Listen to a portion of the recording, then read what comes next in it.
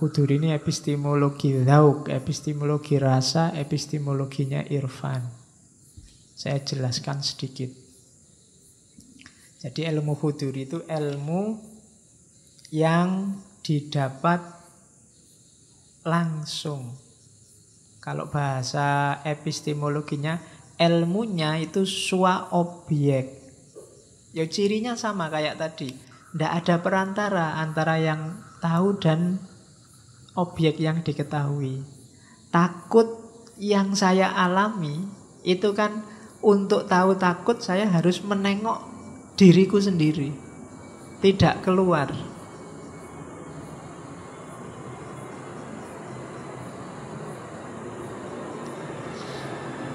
Oke, lumayan ya ada iklan. Saya iso istirahat sebentar.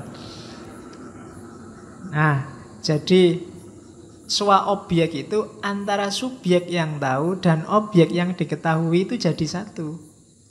Kalau tadi takut yang konsep itu kan di luar dirimu. Tapi takut yang kamu rasakan ini untuk paham, kamu menengok dirimu sendiri. Itu namanya sua objek. Makanya namanya ilmu khuduri, ilmu yang hadir dalam dirimu.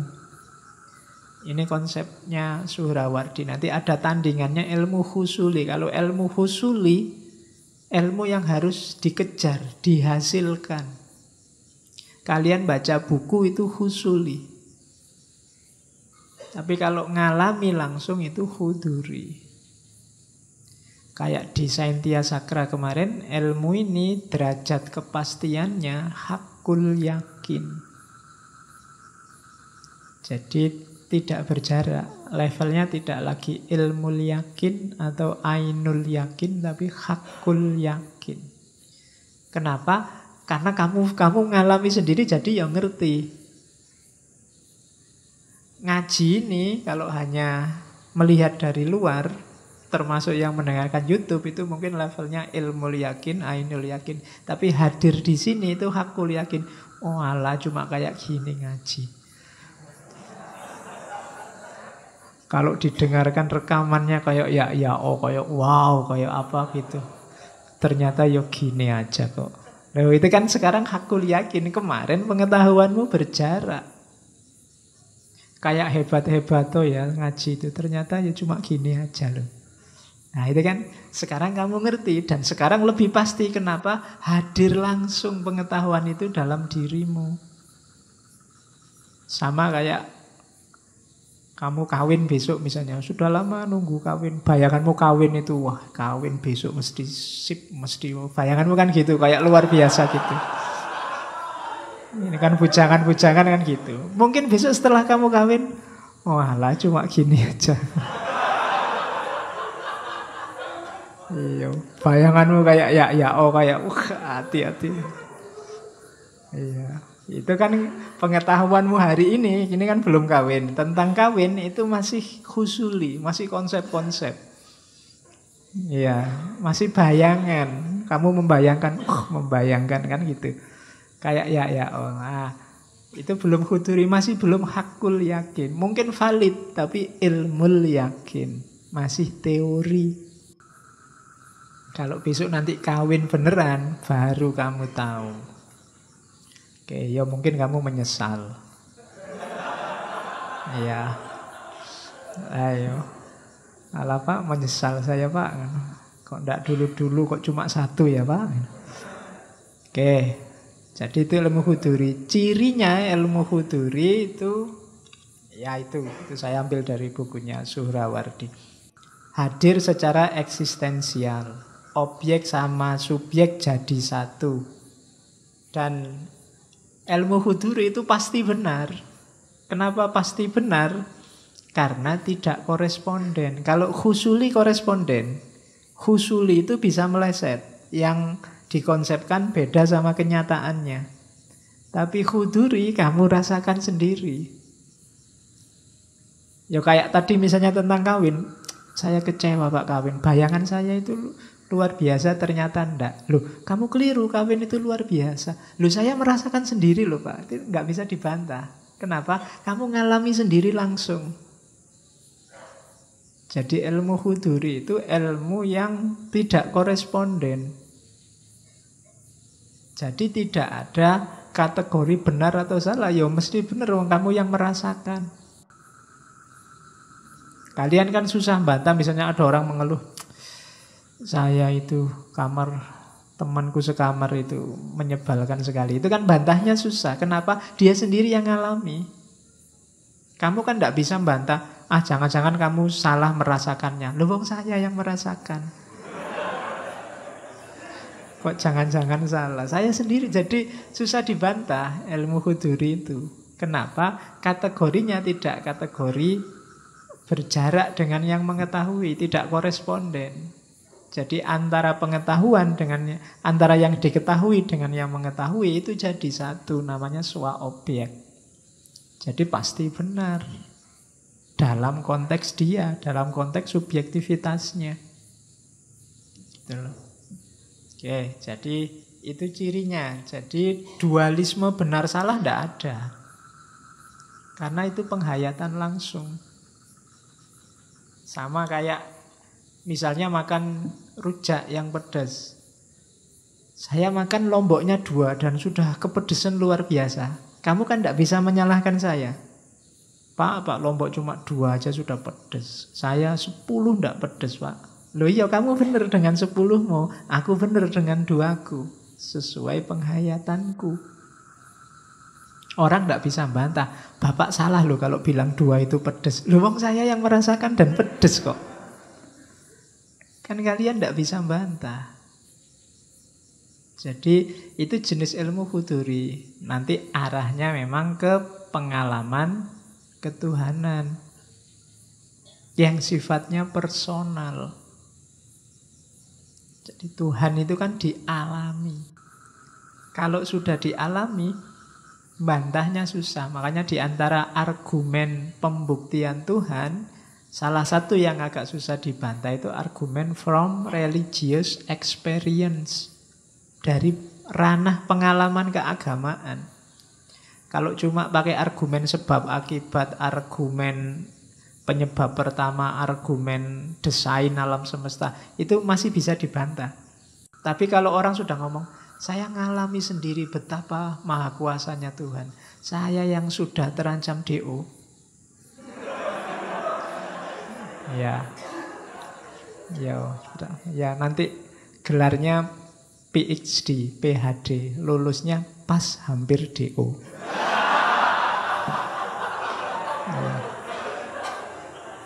Jadi meskipun S1 gelarnya PhD. Jadi lulus pas hampir DO. Alhamdulillah lulus. Oke. Nah, jadi sifatnya personal, swa objek, tidak ada dualitas benar salah. Dan dia hadir dalam diri kita. Itulah ilmu huduri.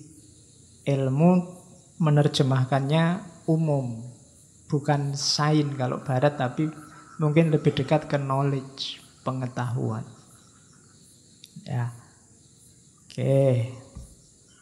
Nah, ini yang tadi saya janji jelaskan dulu sebelum masuk ke arisalah ala dunia. Intuisi itu kemampuan memahami sesuatu tanpa melalui penalaran rasional dan intelektual. Tiba-tiba datang. Nah, jadi itu namanya intuisi.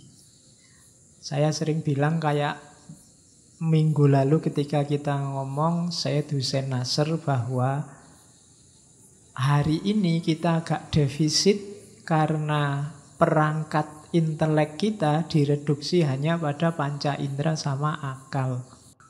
Padahal kita masih punya banyak, ada intuisi, ada naluri, ada nurani.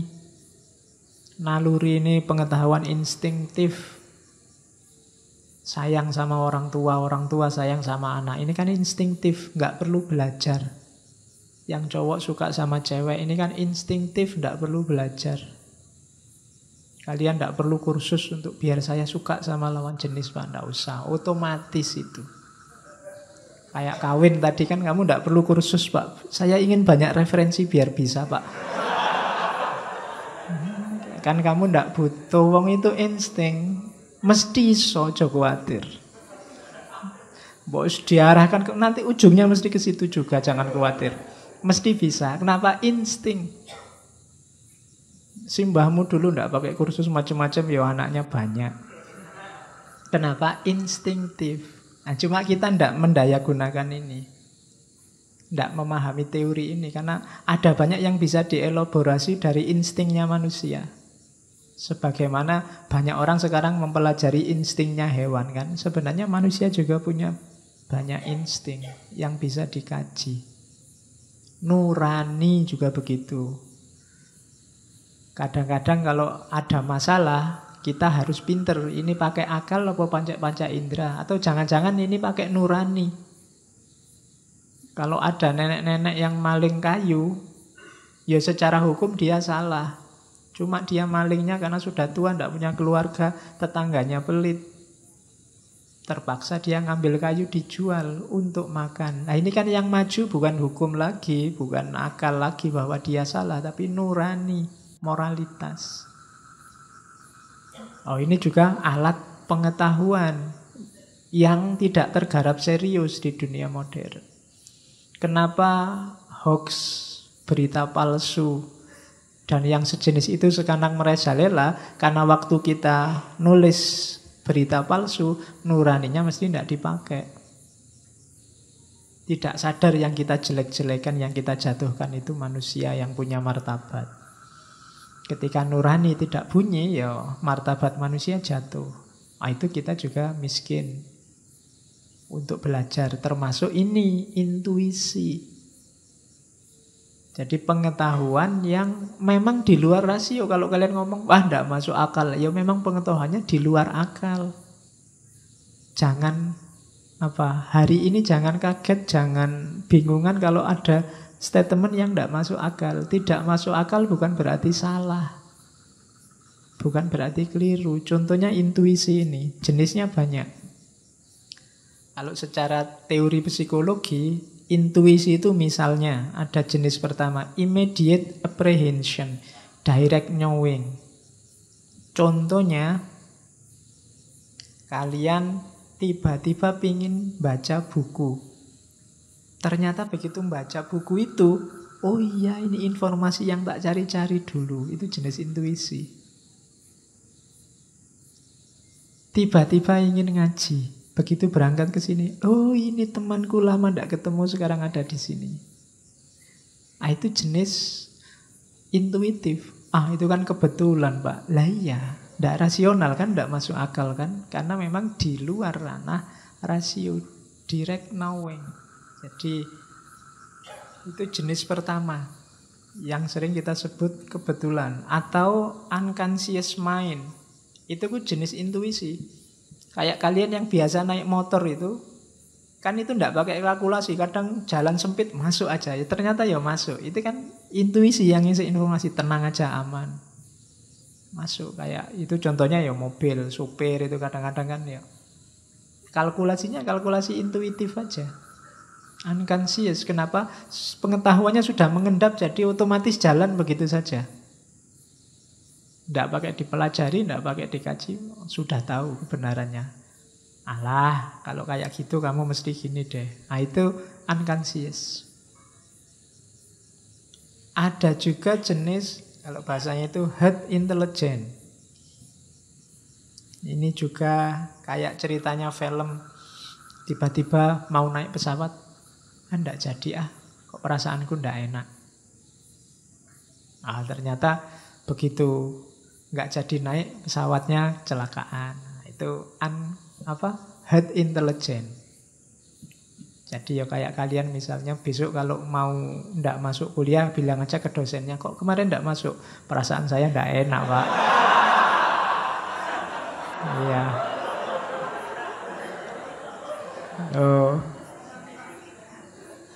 Nanti dosennya bilang, wah kamu benar, ternyata kuliahnya kosong, saya juga ndak masuk. Itu namanya herd intelligence. batinmu cerdas, bisa membaca yang belum terjadi. Jadi head intelligence itu yang sebenarnya yang kamu lakukan tidak masuk akal, tapi ternyata di belakang benar juga gitu. Nah, itu berarti kamu peka kalau bahasa itunya. Peka itu secara intuitif namanya head intelligence. Terus ada lagi direct perception. Direct perception itu ya sama lagi, kebetulan, kayak semacam kebetulan. Sedang butuh uang, tiba-tiba temanmu datang. Kamu butuh uang ya? Aku barusan dapat rezeki banyak. Makan-makan yuk. Alhamdulillah. Itu direct perception. Ada barang hilang, dicari-cari tidak ketemu. Terus kamu putus asa, tasnya kamu banting. Tiba-tiba, oh iya di dalam tas ini. Ketemu sekarang. Itu seolah-olah kebetulan. Tapi ini termasuk jenis ragam pengetahuan intuitif. Kalau dalam dunia epistemologi sering disebut knowledge by acquaintance. Pengetahuan langsung. Saya kasih contoh ya, sains itu juga sering melibatkan intuisi. Seni juga sering melibatkan intuisi. Sains misalnya Newton ketika menemukan hukum gravitasi. Itu kan dia menyimpulkan ada hukum gravitasi waktu nongkrong di depan kampus. Terus lihat apel jatuh. Dari situ muncul gagasan, wah ini mungkin ada gaya tariknya bumi ini. Itu intuitif pasti. Kenapa? Karena kenapa saat apel itu jatuh kok enggak kemarin-kemarin? Emangnya sejak kecil sampai jadi mahasiswa enggak pernah lihat barang jatuh? Kan mestinya ya sering. Cuma hanya ketika apel ini jatuh, dia terus sadar ada hukum gravitasi. Sama kayak Archimedes. Archimedes itu menemukan hukum Archimedes waktu dia kungkum. Mau mandi kungkum, airnya tumpah. Dengan tumpahan sesuai rumus Archimedes itu. Baru dia bilang, Eureka, ketemu sekarang rumusnya. Terus lari-lari telanjang, ketemu sekarang hukumnya keluar rumah. Sehingga terkenal sekali istilah itu. Itu pasti intuitif. Kenapa? Tiba-tiba ding datang sendiri. Dipikir tidak ketemu-ketemu, tiba-tiba ketemunya waktu tidak disengaja. Itu intuitif. Sastrawan, seniman itu kan nyari itu, mempertajam intuisi. Karena kalau sastrawan tidak intuisinya tidak tajam, gagasannya mesti tidak kreatif, tidak ada yang baru, ngulang-ngulang. Jadi itu intuisi, modenya knowledge by acquaintance. Ya kalau dalam prakteknya isinya biasanya kalau kita menyebutnya firasat. Firasat itu gut feeling. Jadi perasaan yang khas atau natural feeling. Ya kayak tadi, rasanya ndak enak ya. Kayak orang Jawa ini kok hawanya sumuk ya, mesti mau hujan. Itu jenis firasat. Ini saya bilang tadi, kalau ini dikelola bisa kita kembangkan luar biasa. Orang zaman dulu lebih canggih daripada manusia modern. Sama kayak kritiknya Hussein Nasr. Orang zaman dulu firasat juga jadi mode pengetahuan. Orang Jawa itu punya teori firasat yang luar biasa. Coba dibaca primbon itu. Itu kan luar biasa. Cara niteni realitas. Orang itu kalau misalnya rambutnya keriting itu biasanya apa. Kalau tai lalatnya di pipi terus cirinya apa. Kalau bisa begitu, sampai detail itu dan tebal sekali. Coba dibaca primbon-primbon Jawa itu. Jadi mereka lebih canggih daripada kita. Kita kan untuk ngerti macam-macam kadang harus dibedah lah, harus dipakai analisis teori lah. Mereka enggak, orang Jawa lebih canggih daripada kita. Bayangkan di Jawa itu kadang orang kawin aja dihitung loh. Wetonnya, enggak ada teori weton itu. Donald Trump enggak ngerti itu. wetonnya apa sama wetonnya apa, ini cocok apa tidak, itu bisa. Dan ya bahasanya ilmu titen, diawali dari firasat. Oke. Kadang-kadang juga inner voice, suara hati, instant knowing, physical sensation, extrasensory perception. Extrasensory perception itu yang kayak jenis-jenis karma, itu extrasensory perception. Ya, wah ini di pojok sana ada, itu extrasensory. Nah, itu kalimat-kalimat, itu jenis pengetahuan intuitif. Nah, ini psikologi. Kalau versinya tasawuf yang ilmu laduni, ilmu huduri, semua itu tadi sumbernya adalah Allah. Tidak ada yang kebetulan. Semua yang seolah-olah kebetulan itu informasi dari Allah ke dalam diri kita.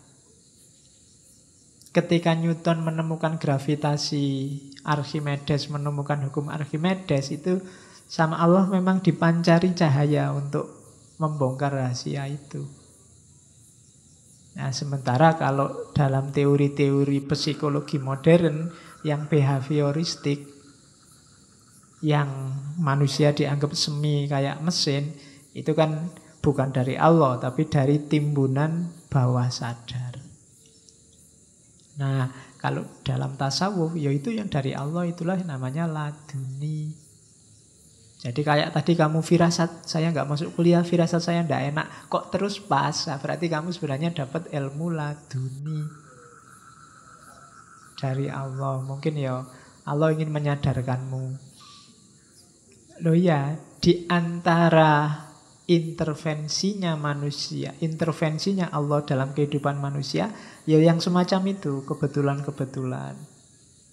Bahwa yaitu mungkin untuk membantah orang barat yang deistik. Kalau orang barat itu kan alam semesta ini ada hukumnya dan selesai. Berarti Tuhan itu setelah menciptakan alam semesta terus liburan santai-santai di kantornya, besok kalau kiamat baru menghisap. Tapi tidak, Allah selalu terlibat dalam hidup kita. Makanya kita boleh berdoa, boleh berharap. Dan Allah juga intervensi-intervensi. Termasuk dalam model dunia ini kan Allah intervensi dalam hidup kita. Jadi tenang saja, Allah itu selalu terlibat. Nah ini cuma kita yang sering tidak sadar. Allah itu selalu sedia, selalu dekat dengan kita. Cuma kita yang sering cuek. Ya untungnya Allah itu sabar. Iya, kalau Allah tidak sabar, kamu sudah ditinggalin dari dulu, sudah dicuekin dari dulu.